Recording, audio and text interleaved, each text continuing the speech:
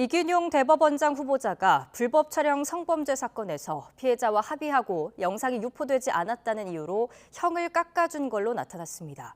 유포에 대한 두려움만으로도 피해가 극심한 범행 특성 탓에 성인지 감수성이 부족한 게 아니냐는 지적이 다시 제기됩니다.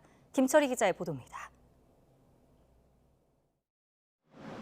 지난 2018년 군복무 중이던 A씨는 술자리에서 알게 된 여성과 함께 모텔 객실에서 술을 마시게 됐습니다. 그러던 중 A씨는 동의 없이 상대를 강제로 성폭행했고 피해자 나체를 휴대전화 영상으로 촬영하기까지 했습니다.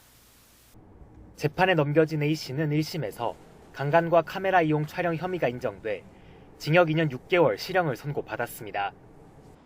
그런데 이균용 대법원장 후보자가 이끌던 항소심 재판부 판단은 달랐습니다. A씨에게 징역 1년 6개월에 집행유예 2년을 선고해 1심보다 형량을 크게 낮췄습니다.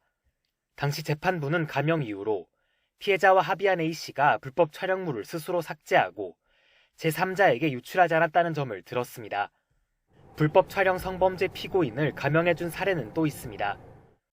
SNS 등을 이용해 아동 11명을 꼬드긴 뒤 129차례에 걸쳐 신체를 찍어 보내도록 한 18살 남성에게 장기 7년, 단기 5년을 선고한 원심을 파기하고 징역 4년을 선고했습니다.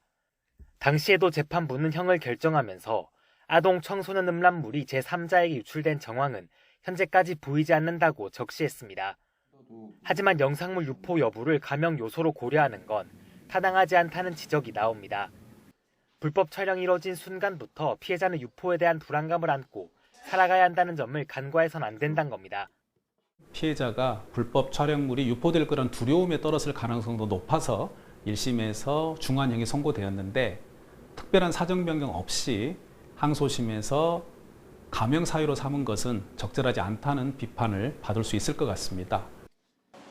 이 후보자가 성폭력 전담 재판장으로 처리한 청소년 성보호법 위반 사건 26건 가운데 절반에 해당하는 13건이 감형되기도 했는데 이딴 성범죄 판결 논란에 이 후보자가 인사청문회에서 어떤 해명을 내놓을지 관심이 쏠립니다. YTN 김철입니다.